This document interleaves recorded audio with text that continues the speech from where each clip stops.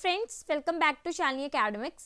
मेरा नाम है शालिनी वर्मा और आज मैं आप सभी के साथ क्लास 10th का चैप्टर नंबर 1 डिस्कस करने जा रही हूँ, जिसमें हम सिर्फ और सिर्फ इम्पॉर्टेंट क्वेश्चंस देखेंगे और एनसीईआरटी से जुड़े हुए इम्पॉर्टेंट एग्जाम्पल्स देखेंगे। ऑलरेडी मैं कुछ चैप्टर्स के इम्पॉर्टेंट क्वेश्चंस प्लस एग्जाम्पल्स की वीडियो डाल चुकी हूँ। जिन्होंने मेरी वो वीडियोस नहीं देखी हैं वो आई बटन पे क्लिक करके देख सकते हैं। और अगर आप मेरे चैनल पे नए हैं तो मेरे चैनल को लाइक, शेयर और सब्सक्राइब करना ना भूलें और नीचे दिए गए बेल आइकन को भी प्रेस कर दें ताकि इस चैनल से जुड़ी हुई लेटेस्ट इन्फॉर्मेशन आपके पास पहुंचती रहे। तो जैसे कि आप सभी जने जानते हैं कि ये जो पार्ट में आपकी वीडियो प्रोवाइड होंगी, जिसमें हम 2 पार्ट में इस चैप्टर को फिनिश करेंगे। चलिए शुरू करते हैं। एक्सरसाइज 1.2 का क्वेश्चन नंबर 4 डिस्कस करने जा रही हूँ, जो कि बहुत ही ज़्यादा इंपॉर्टेंट है और एग्जाम में डेफिनेटली आता है। तो आपने ये क्वेश्चन डेफिनेटली करना है। एग्जामिनर के ऊपर डिपेंड करेगा कि वो कितने नंबर का ये क्वेश्चन देना चाहते हैं, लेकिन ये क्वेश्चन एग्जाम में आपको ज़रूर देखने को मिल जाएगा। ठीक है, तो क्वेश्चन क्या कह रहा है? Given that HCF is 9। HCF कितना है बेटा? आपका 9 है और LCM आपको निकालना है। और यहाँ क्लियरली दे रखा है कि वो जो 2 नंबर्स है ना, वो ये हैं। ठीक है, तो मैंने आपको फॉर्मूला बताया था। अब जल्दी से मुझे फॉर्मूला बताइए इसका क्या होता है। That LCM multiply HCF is equals to product of 2 numbers. ये आपका फॉर्मूला होता है, राइट। तो HCF कितना है? HCF हमें दे रखा है 9 है, तो हम लिखेंगे HCF की जगह। LCM हमें निकालने के लिए कह रहा है। और 2 नंबर कौन कौन से थे बेटा आपके?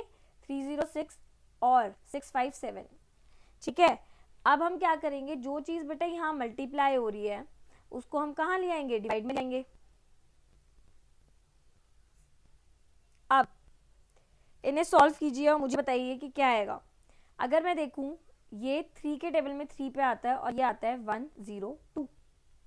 क्या ये कट जाएंगे? और डेफिनेटली कट जाएंगे। और ये कटेगा 3 और 4 से 34। तो जब हम 34 की मल्टीप्लाई करेंगे 657 से, तो क्या लगता है आपको क्या आंसर मिलेगा? जब आप मल्टीप्लाई करेंगे तो आपका आंसर आएगा 2, 2, 3, 3 और 8। और इसी के साथ इतना आसान क्वेश्चन खत्म हो चुका है, जो कि एग्जाम में पक्का आता है, तो आपको ये करना है। ठीक है, कितना आसान क्वेश्चन था ये। एक्सरसाइज 1.2 का क्वेश्चन नंबर 5 डिस्कस करने जा रहे हैं, जिसमें हमने चेक करना है कि जो 6n है वो डिजिट 0 से एंड होगी या नहीं होगी, जिसमें n जो है वो एक नेचुरल नंबर है। तो अगर मुझे पता करना है कि कोई भी डिजिट 0 से एंड होगी या नहीं होगी, तो डेफिनेटली वो डिजिट 10 से डिविजिबल हो, वरना जो 10 के फैक्टर्स होते हैं, जो कि क्या क्या होता है, ये दोनों, इन दोनों से 2 और 5 से डिजिट जो है वो डिविजिबल हो। तो हम 6n को लिखेंगे और 6 का हम प्राइम फैक्टराइजेशन निकालेंगे। कितना आया? 2 और 3। और यहाँ पर 5 नहीं आ रहा है, जो कि 5 आना चाहिए था। तो ये डेफिनेटली हमें इंडिकेट कर रहा है कि ये जो नंबर है 6n वो 10 से डिवाइड नहीं होगा, इसके एंड में 0 नहीं आएगा। ठीक है, अब इस क्वेश्चन को हमने किस तरीके से लिखना है वो देख लेते हैं। आई होप आपको इतना समझ आ गया है कि अगर हमें प्रूव करना है कि 6n के एंड में 0 आना है, तो वो नंबर 10 और 2 into 5 से डिवाइड होना चाहिए। लेकिन यहाँ पर 3 आ रहा है, 5 नहीं आ रहा है, जिससे ये पता चल रहा है साफ साफ कि एंड में डिजिट के 0 नहीं आएगा। इसकी प्रेजेंटेशन क्या होगी वो अब हम देख लेते हैं। सो स्टूडेंट, इस तरीके से लिखेंगे हम लिखेंगे कि if any number and with digit 0, अगर कोई भी नंबर 0 से एंड होता है तो इट शुड बी, ये बहुत ज़रूरी है कि वो डिवाइड हो या तो 10 से या 2 into 5 से। लेकिन जब हमने प्राइम फैक्टराइजेशन निकाला 6n का, यहाँ लिख लीजिएगा, जब हमने प्राइम फैक्टराइजेशन निकाला 6n का, तो क्या आया उसका आंसर? वो आया 2 into 3 की पावर n, और यहाँ पर 5 नहीं आया। तो लिखा it can be observe that 5 is not in the prime factorisation of 6n। ठीक है, 6n के प्राइम फैक्टराइजेशन में 5 नहीं था, कि 6n जो है वो कैन नॉट बी एंड नहीं होता है डिजिट 0 से किसी भी नेचुरल नंबर के लिए। तो इस तरीके से आपकी प्रेजेंटेशन रहेगी। एक्सरसाइज 1.2 का क्वेश्चन नंबर 6 डिस्कस करने जा रही हूँ, जिसमें दे रखा है explain why this and this are composite number. हमें एक्सप्लेन करना है कि ये और ये कंपोजिट नंबर क्यों हैं। तो सबसे पहले आपको ये पता होना चाहिए कि कंपोजिट नंबर क्या होते हैं। तो आपको प्राइम नंबर तो पता ही होगा कि क्या होता है। प्राइम नंबर वो नंबर होते हैं जिनके सिर्फ और सिर्फ 2 फैक्टर होते हैं। कितने फैक्टर्स होते हैं? 2 फैक्टर्स। जैसे अगर 3, तो मुझे बताइए कि 3 किस किस के टेबल में आता है? डेफिनेटली एक तो 1 के टेबल में आता है और अपने टेबल में आता है, और किसी भी टेबल में नहीं आता। तो 3 के कितने फैक्टर्स हैं? 2 फैक्टर हैं, ठीक है। तो इसीलिए वो क्या है? प्राइम नंबर है। तो ऐसे नंबर जिनके सिर्फ 2 फैक्टर होते हैं उन्हें हम प्राइम नंबर कहते हैं। तो ये मैंने कुछ प्राइम नंबर रख दिए हैं। कंपोजिट नंबर क्या होते हैं? कंपोजिट नंबर वो नंबर होते हैं बेटा जिनके 2 से ज़्यादा फैक्टर होते हैं। जैसे कि अगर मैं 4 लिखूं तो 4 का अगर मैं प्राइम फैक्टराइजेशन निकालूं तो आप जल्दी से बताइए क्या क्या आ रहा है? एक तो 1 आ रहा है, 2 आ रहा है और 4 आ रहा है। तो 2 से ज़्यादा फैक्टर आ रहे हैं, इसीलिए ये कंपोजिट नंबर है। तो हमें प्रूफ करना है कि ये वाला नंबर और ये वाला नंबर कंपोजिट नंबर हैं, तो क्यों हैं? ठीक है, तो चलिए शुरू करते हैं। आई होप आपको समझ आ गया होगा कि प्राइम नंबर क्या होते हैं, जिनके सिर्फ 2 फैक्टर होते हैं, जो 2 टेबल में आते हैं। ठीक है, एक तो 1 और एक खुद की टेबल में। और कंपोजिट नंबर वो होते हैं जो 2 से ज़्यादा टेबल में आते हैं। सो स्टूडेंट, मैंने सबसे पहले ये वाली डिजिट लिख ली है। अब आपको दिख रहा है कि यहाँ पर प्लस है, ठीक है, और प्लस के बाद 13 लिखा हुआ है। तो ऐसे नंबर ढूंढिए, प्लस और माइनस से देखते हैं जनरली हम, जो दोनों में कॉमन आ रहे हो। तो 13 आ रहा है, 13 को हमने बाहर कॉमन में निकाल लिया और 13 की जगह अंदर 1 बचेगा। क्या बचेगा बेटा? 1। इस तरीके से जब मैंने इनकी मल्टीप्लाई करवाई तो कितना आया? 77 प्लस 1 13, और इन दोनों को प्लस करके कितना आ गया? 13 आ गया। तो हमें यहाँ पर दिख रहा है कि एक तो 13 का फैक्टर हो गया, 78 का हो गया और 1 का हो गया। तो कितने हो गए फैक्टर यहाँ पर? 2 से ज़्यादा हो गए। वरना आप 78 को और प्राइम फैक्टराइजेशन से और सॉल्व कर सकते हो और बता सकते हो कि क्या आएगा? 39 13। तो आपको दिख रहा है यहाँ पर कि क्या क्या आ रहा है? 2 इंटू 3 इंटू 13 इंटू 1। तो डेफिनेटली 2 से ज़्यादा हैं इसके फैक्टर, इसीलिए ये कंपोजिट नंबर है। सिमिलरली हम इसको भी सॉल्व करके दिखाएंगे। सो नेक्स्ट पार्ट की तरफ अगर आप देखेंगे, यहाँ पर प्लस है तो कॉमन ले लीजिए। कौन सी डिजिट दोनों में आ रही है? 5 आ रही है। 5 को हमने बाहर ले लिया, अंदर उसकी जगह पे क्या आएगा बेटा? 1 आ जाएगा। Very good. अब जब हम इसे सॉल्व करेंगे तो कितना आएगा? जल्दी बताइए।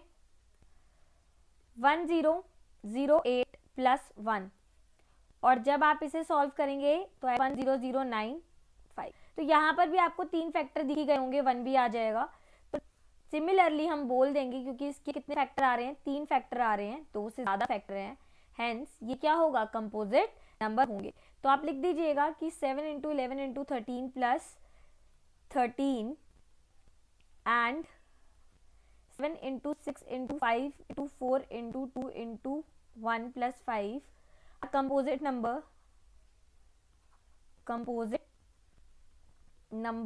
because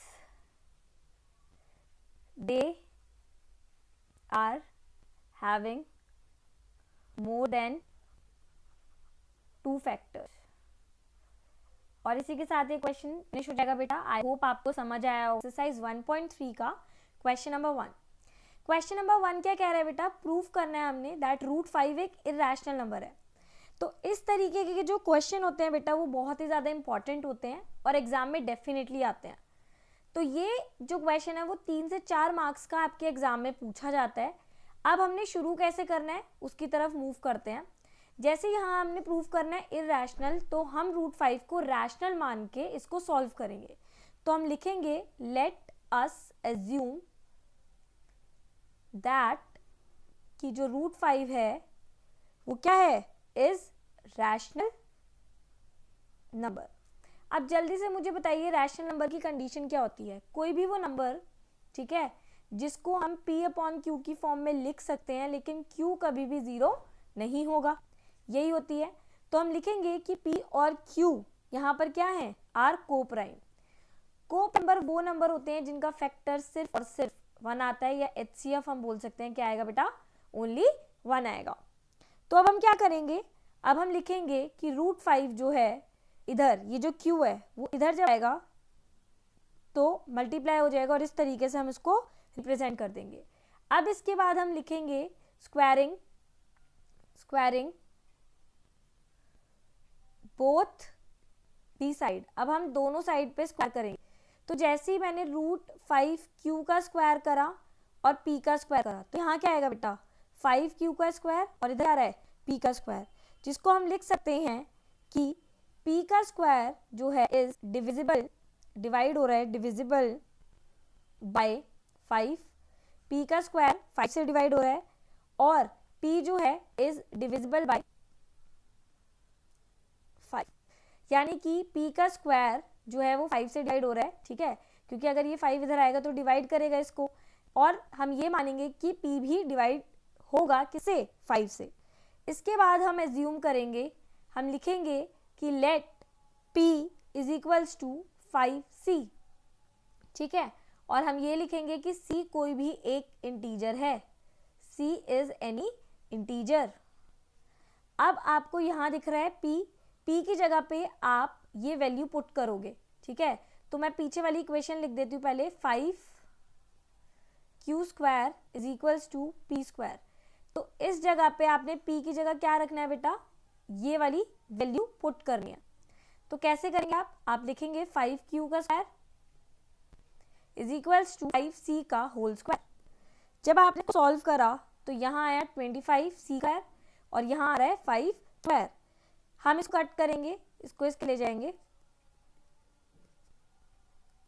और ये आएगा q square is equals to 5c square, जिसको हम लिख सकते हैं कि जो c स्क्वायर है आपका, या हम बोलेंगे q स्क्वायर जो है इज डिविजिबल बाय 5 से डिवाइड हो रहा है और q भी जो है वो डिविजिबल बाय 5 ही होगा, ठीक है, जैसे हमने पीछे करा। तो यहाँ आपको दिख रहा है कि p भी 5 से डिवाइड हो रहा है और q भी 5 से डिवाइड हो रहा है, राइट। तो इससे हमें क्लियरली ये पता चल रहा है कि डेफिनेटली ये को प्राइम नंबर तो नहीं है, क्योंकि को प्राइम नंबर तो वो होते हैं जिनका HCF 1 आता है, ठीक है, और ये तो 5 से डिवाइड हो रहे हैं। तो हम लिख देंगे by equation first and second. तो ये आपकी पहली इक्वेशन थी ये वाली, और ये आपकी क्या थी, दूसरी इक्वेशन थी, जिससे हम ये प्रूव कर रहे हैं कि P and Q having common factor 5, therefore our assumption is wrong. They are not co-prime number, right? So we can say that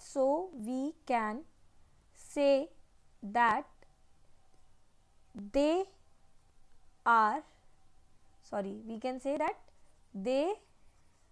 that √5 is an irrational number।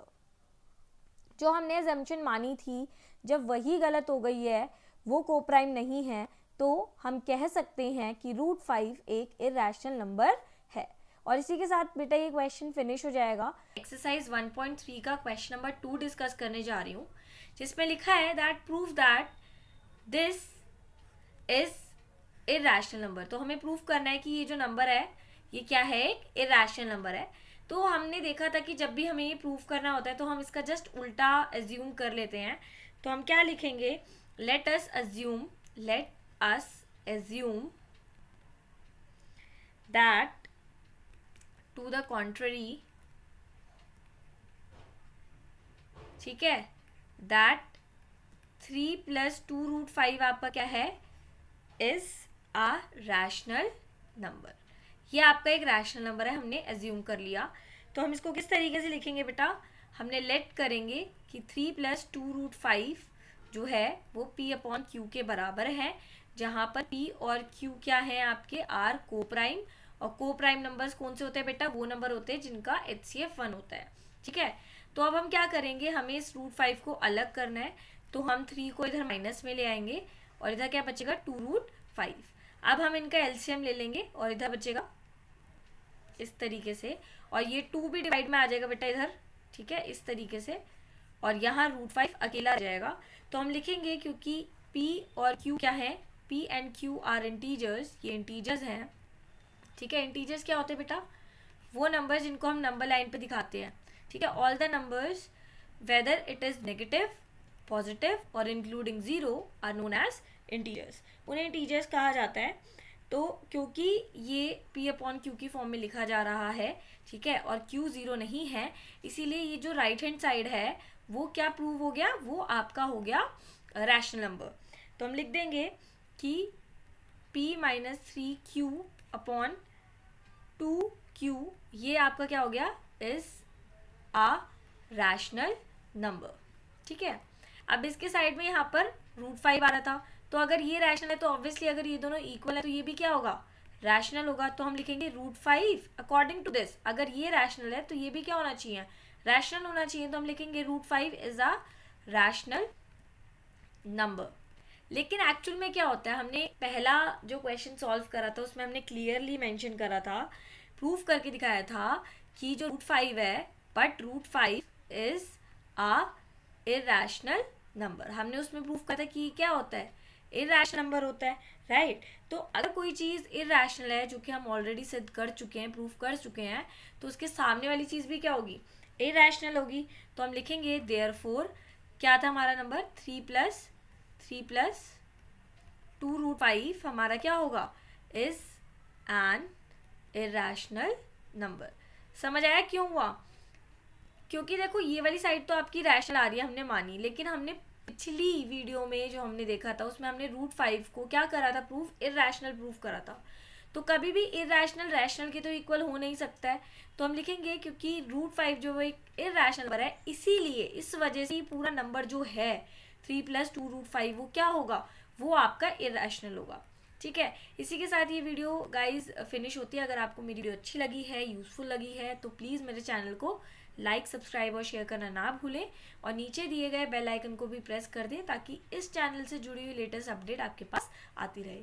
Thank you guys.